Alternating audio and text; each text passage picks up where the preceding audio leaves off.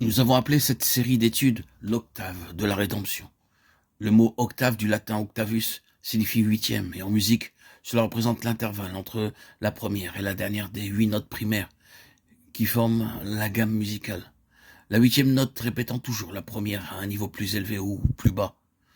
Nous aurions aussi bien pu choisir comme titre l'arc-en-ciel de la rédemption, car nous retrouvons une pensée très analogue avec les 7 couleurs primaires. Le chiffre 8 retournant au chiffre 1. Dans de telles octaves, nous remarquons une série, une phase, ou un mouvement complet et un nouveau qui commence. La série de 7 n'est jamais considérée comme terminée en elle-même. La note suivante est nécessaire pour compléter la série. Nous savons qu'en jouant d'un instrument, il est primordial qu'il y ait la huitième note. Sans 8, 7 est très incomplet. Cette caractéristique de 7 plus 1 est particulièrement une marque du christianisme. Le christianisme est basé sur le jour après le sabbat, le 8e jour qui devint le premier jour de la semaine. Le judaïsme est la religion du 7e jour. Nous savons combien il est incomplet. Comment il s'est arrêté net pour ne plus jamais reprendre sa course, sans jamais se remettre en mouvement, en prenant le 8e jour en tant que premier. Le christianisme repose sur ce 8e jour, qui est devenu le premier, la fin d'une phase de l'œuvre divine et le commencement d'une nouvelle. Le mot sabbat, cependant, ne signifie pas 7e, il signifie repos.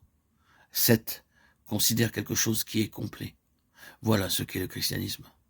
Il repose sur quelque chose qui est terminé, et cette chose terminée est le repos de Dieu, la satisfaction de Dieu. Il commence tout en partant de ce point. Comme vous le savez peut-être, les lettres de l'alphabet hébreu ne sont pas seulement des symboles pour les sons, mais aussi des symboles pour les nombres. C'est-à-dire que chaque lettre a une valeur numérique. Ceci n'est pas seulement vrai de la langue hébraïque. Le nom Jésus en grec tel qu'il est employé dans le Nouveau Testament a 6 lettres, chaque lettre ayant une valeur numérique. Et quand toutes ces lettres sont mises ensemble avec leur valeur numérique, on trouve le nombre 888. Jésus égale 888. Je ne veux pas attacher une grande importance à cela, ni laisser agir mon imagination, mais cela me paraît frappant, et je ne pense pas que ce soit un hasard. Il est l'homme du 8e jour, celui qui est allé au-delà, qui a rendu parfaite l'œuvre de la rédemption. Or, l'on peut dire que la rédemption compte 8 notes, ou aspects primaires. Il y a bien sûr beaucoup de traits subsidiaires, mais il y en a 8 qui sont primaires. Ce sont, premièrement, l'incarnation, ensuite la vie terrestre, la croix et la résurrection. En 4e position, les 40 jours après la résurrection, l'ascension et la glorification. En 6e position, la venue du Saint-Esprit. En 7e, la naissance, la vocation et l'achèvement de l'Église.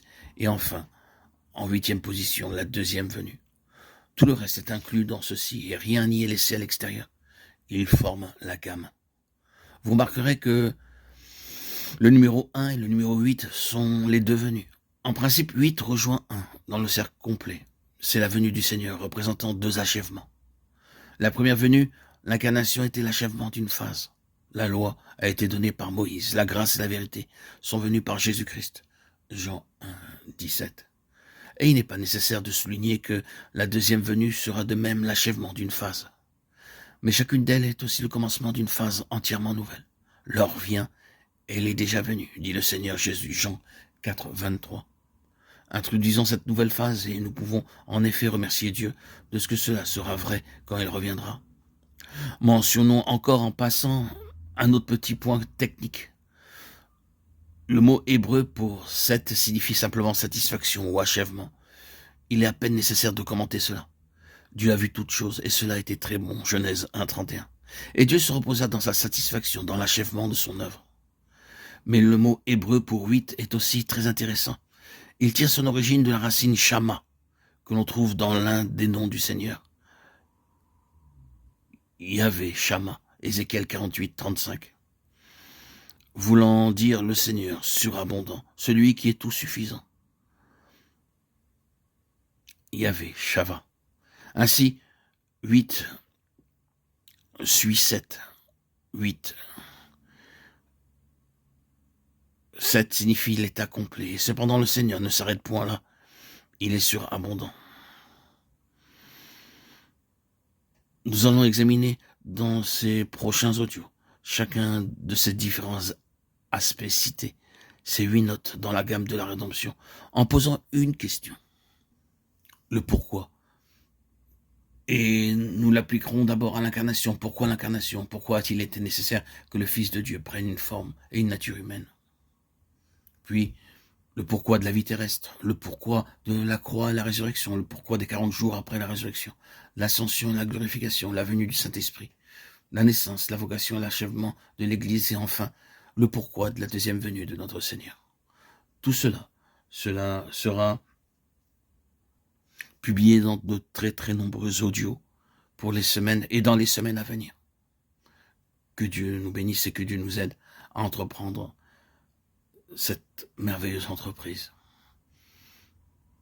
À la gloire de son très saint nom. Alléluia. Amen.